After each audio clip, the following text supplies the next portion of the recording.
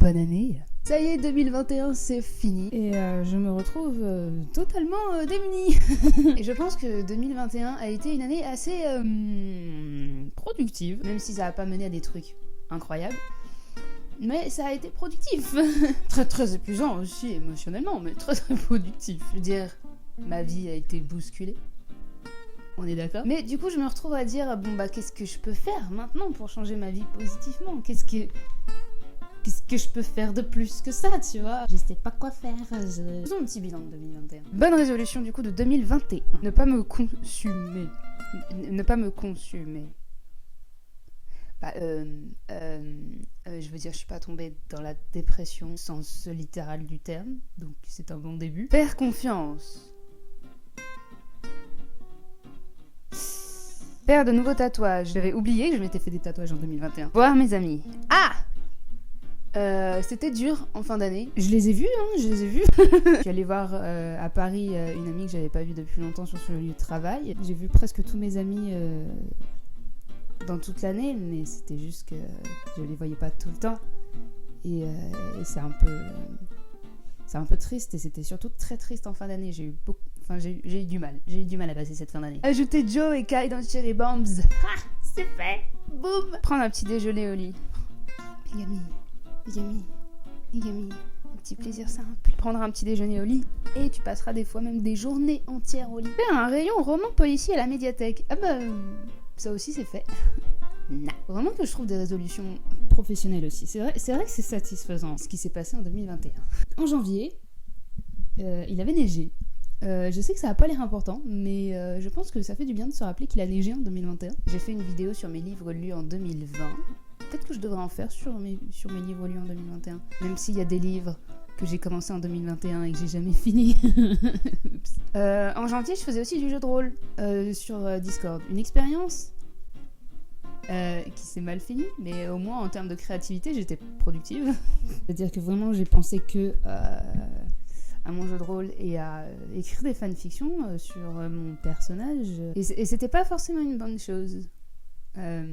Mais bon, c'était mon hyperfixation du moment, quoi.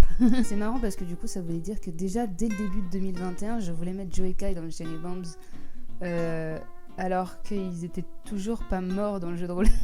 C'était assez incroyable, le fait que je me sois vraiment attachée à des personnages qui n'existent pas et que j'ai moi-même créés. Et puis ça a révélé des parties de moi-même dont je suis pas forcément fière. En février, il y avait l'anniversaire du forum French Nerd sur Discord aussi.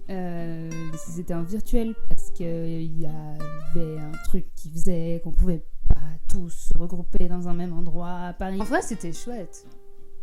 C'était vachement chouette. En février aussi, je me suis tatouée. J'avais vu une planche avec un tatouage qui me plaisait. Et j'ai dit à ma sœur, si tu trouves un truc qui te plaît toi aussi, on va se faire tatouer toutes les deux et je t'offre le tatouage. Et évidemment, elle a trouvé un truc qui fait un tatouage Naruto alors qu'elle a jamais lu le manga. J'avais oublié que c'était en 2021. Février 2021, c'est ouf. Mars, j'arrête le jeu de rôle. D'ailleurs, c'est cool parce que je tenais à voir mon personnage mourir. Et le maître du jeu avait imaginé comment il mourrait, genre le transformer en vampire qu'il pourrait contrôler après, ce que je n'aimais pas du tout. Et en plus, voilà, la séance était giga longue, donc je passais pas ma meilleure soirée. Et finalement, mon personnage est mort plus vite et d'une autre façon, et c'était très satisfaisant. Je suis une contrôle fric. C'est effrayant. Bon, et sinon, j'écris des lettres. C'est bien, des lettres. Avril, je fais mes cartons, putain. Avril, le premier état des lieux était censé être le 12 avril. Et finalement, j'ai récupéré les clés le 17 mai. J'ai pas eu une agence immobilière fantastique. Bref, j'ai commencé à publier Cherry Bombs sur internet. J'ai même fait un site. Bon, personne ne va sur le site ni le lit Cherry Bombs, mais au moins je l'ai fait. Je pense que j'aurais préféré écrire Cherry Bombs en entier et que personne ne le lise, parce que je le garde pour moi, plutôt que de le publier et de voir que ça n'intéresse personne. Ça m'a blessée, ça me blesse toujours. C'est peut-être une question d'ego. Mais bon. Au moins j'aurais essayé. Ouais, au moins j'aurais essayé. Je suis pas aussi chanceuse ou apparemment talentueuse que Cordelia. Mais j'ai suivi Cordelia sur Insta, histoire d'avoir des idées et puis me motiver. Et puis en fait, 2 de ses livres ont été publiés en 1 an. Donc j'ai un peu... Ouais, je suis quelqu'un de jaloux. Si 2021 m'a fait découvrir un truc, c'est que je suis quelqu'un de très très jaloux. Enfin, je le savais déjà, mais je savais pas que c'était à ce point. Je savais pas que j'étais capable d'être jaloux au point d'être malheureuse. Et au point d'être amère aussi. C'est-à-dire que du coup, j'ai arrêté de suivre Cordelia. En plus, il arrêtait pas de faire des stories Harry Potter et Attack on Titan. Ça m'a saoulée parce que c'est pas si bien que ça, Attack on Titan, surcoté. C'est beaucoup trop pro-militariste à mon goût. Mais je m'installe. C'était long. C'était compliqué. C'était énervant. Mais je m'installe. J'ai les clés le 17 mai. La semaine qui suit, on fait la peinture et on envoie les meubles. La semaine suivante, les cartons que je déballe. J'avais posé une semaine de congé. Ouais, putain, c'était tellement drôle. Ça devait se passer le 17 mai dans le matin. Et puis finalement, je reçois un message pour dire est-ce que ça peut pas être finalement l'après-midi? Et moi, j'étais là, genre, vous êtes en train de me faire perdre une journée d'emménagement, les gars. Et enfin, je passe ma première nuit là-bas dans la nuit du 29 au 30 mai. Bonne fête, maman. Juin, Pride Month. Ah tiens, je peux mettre ça pour 2022. Je pourrais toujours mettre celui de Ace Arrow déjà dans mes jardinières. Les gens cis ne savent pas forcément le symbole de ces drapeaux. Au pire, ils penseront que c'est des drapeaux de pays inconnus. En juin aussi, on regarde Bo Burnham.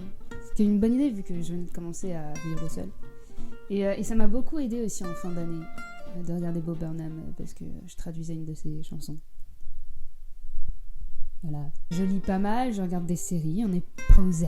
Juillet, on est en vacances. Du coup, on invite des amis à la maison. On fait des balades à vélo. Et on va dans des châteaux et dans des parcs. Et on se fait tatouer encore. Août, c'est mon anniversaire. Youpi. Mes amis sont soit ailleurs, parce qu'ils sont en vacances, soit au travail, parce qu'elles sont pas en vacances. C'est là que j'ai commencé à réaliser que je peux pas faire tout ce que je veux dans mon appart. Même si ce que je veux inclut inviter tous mes amis à une soirée, même si j'ai envie de passer une semaine entière avec mes amis, ce que je pouvais pas faire chez mes parents parce qu'on n'est pas dans un hôtel non plus, d'avoir tout le temps quelqu'un qui viendrait dormir à la maison. Et même si je suis mentalement et physiquement prêt à les accueillir, ils sont pas forcément là. Et c'est un peu dommage, mais bon, c'est la vie. Du coup, j'essaye quand même de voir le bon côté d'être seule dans cet appartement. Je nettoie cet appartement. Et après, je vais à Paris. Et c'était épique, parce que je suis sortie au mauvais moment du bus, puisqu'il n'y avait pas de RER. Ça faisait 1 an, voire plus, que j'étais pas allée à Paris. C'était étrange, mais ça m'a fait du bien. Je suis allée au jardin des plantes aussi. C'était chouette. C'est aussi en août que je découvre Brandon Rogers et une autre hyperfixation apparaît. Septembre, je commence à vadrouiller avec ma voiture. J'ai appelé Taco en hommage à The Adventure Zone et aussi parce que c'est marrant, mais un Taco c'est une vieille voiture et ma voiture est vieille, genre presque aussi vieille que moi. Je vais sur le toit d'une gare autoroutière pour récupérer un chapeau qui s'est envolé. Pourquoi je raconte ça? Je vais voir Simon Astier en spectacle. C'était assez cool. Je vais dans des brocantes, notamment avec ma petite sœur, grâce à ma voiture. C'est vraiment là que commence l'indépendance, je pense. Parce que j'ai plus besoin d'aller chez mes parents pour leur piquer leur bagnole. Bon, j'ai toujours pas de lave-linge, mais c'est un projet. C'est un projet. Est-ce que c'est un projet pour 2022? Octobre, je commence à me sentir pas très bien, un peu seule, mais du coup je change mes habitudes en changeant de couleur de cheveux et j'organise Halloween et c'était méga chouette parce que j'ai eu pas mal de gens qui sont venus prendre des bonbons par la fenêtre et c'était cool. En plus j'ai pu regarder Hello the Bus avec les amis que j'avais invités et ça c'est pas mal, c'est pas mal. Et ça prouve que je suis pas si seule en fait. Et une de mes amies d'enfance a eu un bébé. Un bébé. Novembre, pour changer mes habitudes, encore, je dors dans mon BZ. C'est assez fun. J'ai une idée pour une histoire sur Saint-Nicolas que je n'ai toujours pas finie. Je voulais la publier pour Noël, mais... Oups. Oh, et je revois quelqu'un que je n'avais pas vu depuis super longtemps. Surtout qu'elle habitait pas... Nina n'habitait pas sur Paris. Et là, non seulement je l'ai revue, mais en plus, elle est venue à la maison et... c'est cool. Et décembre, je mange trop de chocolat. Je retrouve le PDF d'une expo que j'avais fait il y a 2 ans et que je pensais avoir perdu pour toujours. Les petits plaisirs de la vie professionnelle que je pense vaut le coup d'être mis dans ce bilan de 2021. Je commence un jeu de rôle écrit avec une amie histoire qu'on ait moins la pression qu'avec un jeu de rôle vocal. Je passe mes journées au lit à regarder des séries et c'est fun. J'achète l'album d'Orelsan que je peux écouter en faisant du ménage. J'arrête de publier Cherry Bombs. Je regarde la nouvelle saison de The Witcher, je sautille sur mon lit en voyant Jasquier, boum, nouvelle hyperfixation d'ailleurs, du moment. Je fête Noël et j'organise le nouvel an et c'était très hardcore. Et nous y voilà. Alors, honnêtement, déménager, publier mon histoire sur internet, me faire tatouer, changer de couleur de cheveux, dons bleus, j'ai du mal à voir quoi faire après tout ça. Je crois que c'était la dernière couleur que j'avais jamais réussi à faire pendant mes années de BTS et ça y est, je l'ai fait quoi. Je pourrais faire arc-en-ciel, mais je crois que j'ai pas les cheveux assez longs. En vrai, c'était aussi mentalement fou comme année parce que je savais pas si j'allais réussir ce que j'allais entreprendre. Et pour être honnête, je n'en suis pas encore complètement sûre. Je veux dire, c'est souvent que j'ai l'impression de m'être fait arnaquer avec cet appartement. Quant à ma publication sur internet, ça a mené à rien du tout. Donc c'était dur. Je veux dire que je suis pas un si bon auteur que ça, alors que ça fait des années que j'écris et que c'est un petit rêve qui m'aide à avancer dans la vie. Et même s'il n'est pas publié en papier, me dire qu'il y avait peut-être des gens qui auraient pu découvrir mon univers sur internet et de voir que finalement, je sais pas, je suis peut-être pas assez douée pour que ça intéresse les gens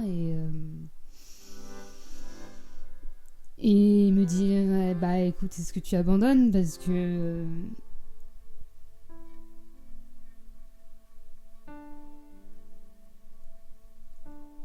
personne ne veut lire tes histoires, Nigami, et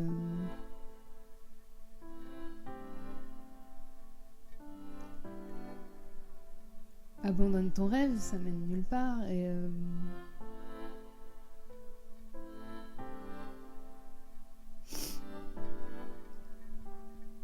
c'était pas évident. Et puis mis à part ce petit rêve d'enfance qui s'en est pris plein la gueule. Il y avait des moments très angoissants dans ma vie, par exemple mon chat avait une grosseur à l'oreille cette année, j'ai cru qu'il allait falloir l'opérer. Bon, finalement, ça s'est résorbé et on a mis ça sous le compte de la tension, dû au fait que j'allais déménager. Il y a mon papa qui a eu une hernie, qui allait devoir se faire opérer. Et ça s'est mal passé. Du coup, lui a toujours pas enlevé son hernie. Mon papa va bien, mais il a fait une allergie pendant l'opération. Et le truc, c'est que je me prépare toujours au pire. C'est-à-dire que quand mon père m'a dit qu'il allait se faire opérer d'une hernie, j'ai eu peur. Même si c'est juste une hernie, vous allez me dire. Ah bah.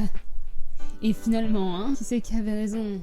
Ouais. Sauf que quand le pire est en train d'arriver, je suis dans le déni. C'est-à-dire que quand j'ai appris que ça s'est mal passé, j'ai fait au moins il va bien. Je me dis il a peut-être fait une crise d'épilepsie, j'en sais rien. Genre son cœur s'est emballé. Non, Nigami, c'est pas que son cœur s'est emballé, c'est que son cœur s'est arrêté. Pendant quelques temps, donc voilà, je suis dans le déni. C'est bizarre, non ? Et quand le pire arrive, je sais pas, je me sens un peu coupable aussi, je crois. Je me dis que j'aurais pu préparer mieux le pire, parce que c'est ma spécialité. Peut-être au point d'avoir empêché le pire de se réaliser. C'est peut-être pour ça que je suis dans le déni. Pour m'empêcher de me dire que je ne fais pas assez bien les choses, tu vois, je sais pas. Et le pire de se réaliser,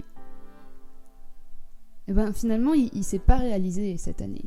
En fait, 2021, ça a été une des meilleures années auxquelles je n'ai pas pu profiter tant que ça, parce que je me sentais, comme je disais, seule, mais aussi parce que, vraiment, je m'attendais au pire. Pas tout le temps, mais beaucoup trop souvent, pour que ce soit mentalement normal. Je m'attendais au pire parce que tous les ans, depuis 2016, je perds quelqu'un de proche. Je vous jure que c'est vrai. Quand je me suis rendu compte de ça, je crois que c'était fin 2020, début 2021, je me suis dit, c'est pas possible, mais ça va être le tour de qui, mais j'ai pas envie en fait. En octobre 2021, j'ai même cru que la personne qui mourrait en 2021, ce serait moi. Voilà, j'ai des angoisses de merde, ok. J'avais littéralement rien, je vous jure. Mais dans ma tête, ça allait pas, quoi. J'étais vraiment en train de chercher qui allait y passer en 2021. Et on rigole, mais j'ai failli couper les ponts avec une amie parce que j'avais peur de lui porter la poisse. Ok, parce que en 2016, j'ai perdu ma meilleure amie d'enfance. En 2017, c'était mon arrière-grand-père. En 2018, mon arrière-grand-mère. Et en 2019, mon grand-père paternel. Et en 2020, la responsable de la médiathèque où je travaille encore. Ça donne pas forcément envie de grandir, tout ça. Donc, en fait, en décembre, le compte à rebours vers 2022 a commencé. Je ressentais énormément de pression, déjà parce qu'il y avait les cadeaux de Noël, mais aussi parce que j'étais en mode bientôt, le cercle sera rompu et je vais pas passer le reste de ma vie à perdre des gens que j'adore et qui sont importants pour moi chaque putain d'année. Je sais que je vais perdre des gens que j'aime dans ma vie, je le sais, mais j'ai pas envie de les perdre si tôt. Et il me reste, j'espère, beaucoup d'années à vivre et je veux pas perdre autant. Déjà que la vie est compliquée en ce moment avec la crise sanitaire, et les gens qui veulent pas entendre raison, mais aussi les inégalités et l'injustice, plein de choses. Donc je devrais pas en parler maintenant parce que je suis censée commencer l'année sur une note positive, sauf sur ton test du Covid. Ah, quel jeu de mots de merde! Je sais que c'est pas logique de se dire ça. Une fois que 2021 sera passé, la boucle est rompue. Parce que l'année c'est juste un chiffre, c'est un numéro, ça correspond au nombre de rotations de la planète autour du soleil. Ça veut rien dire, techniquement, de changer d'année. Je l'ai déjà dit dans une autre vidéo. Mais d'un autre côté, ça fait tellement du bien de repartir de zéro. De me dire ça, c'était les problèmes de la Nigami de 2021, maintenant je suis la Nigami de 2022, qu'est-ce que je peux faire? Tous les projets que t'avais en 2021, que tu portais sur tes épaules, et arrivé 2022, tu sais quoi finalement, non. Tant pis! Maintenant que je suis la Nigami de 2022, qu'est-ce que je peux faire? Bah déjà me dire que je vais pas forcément perdre quelqu'un cette année, vu que ce n'est pas arrivé l'année dernière. Pouf! On enlève ça de mon épaule déjà. Quoi d'autre? Me faire tatouer. Wow. Tant que j'ai des idées, ça veut dire que j'ai envie de me faire tatouer et ça c'est chouette. Me renseigner sur le young adulte pour le boulot. Sur vraiment la différence entre les livres pour les adultes, les livres jeunesse et les livres vraiment young adultes. Voilà, pour le boulot, et peut-être que ça m'aidera pour mes projets d'écriture, parce que quelles sont mes limites, quelles idées je pourrais inclure dans mes livres et écrire peut-être quelque chose de bien. Alors me mettre vraiment jeunesse, réaliser que le young adulte c'est pas pour moi, je sais pas, mais explorer les différentes façons d'écrire, ça pourrait être pas mal. Écrire des fanfics aussi quand même. Et apprécier le fait d'être lu, même si c'est pas des univers originaux. Ça ne fait pas de moi moins qu'un auteur. Finir et imprimer Cherry Bombs, ce serait pas mal. Même si ça mène nulle part, au moins j'aurais essayé. Rencontrer des gens à travers des fandoms, ça pourrait être cool aussi. Je voulais essayer de rencontrer des gens via Discord. Mais finalement, ça s'est avéré être plus compliqué. Mais il faudrait vraiment que je parle avec plus de gens. Vu que je suis bien casée dans mon boulot, ça veut dire qu'au boulot, je vais pas rencontrer une nouvelle personne. Donc il faut que je trouve des trucs à faire dans ma vie personnelle qui me permettent de rencontrer des nouvelles personnes. Je pense que c'est important de rencontrer une nouvelle personne. Et puis ça casse un peu la monotonie de la vie. Donc du coup, voilà. À travers des fandoms, parce que c'est souvent comme ça que j'ai rencontré des gens. Du coup, essayer de nouvelles sagas littéraires, parce que j'ai fini le Rire d'Anvers, mais ça j'en parlerai si je fais une vidéo sur les livres que j'ai lus en 2021. Non, j'ai plus de pizza. Penailler autour des camions restaurants pour manger des pizzas et discuter avec des gens. Je sais pas, ça a été une route un peu chaotique pour en arriver là. Mais maintenant que je suis là, j'ai pas très envie de m'arrêter non plus. Qu'est-ce qu'elle m'a dit, ma psy, un jour? ASMR de papier. Oh, je pourrais m'essayer à l'ASMR. Elle m'a dit, poser ne veut pas dire figer. Et ouais.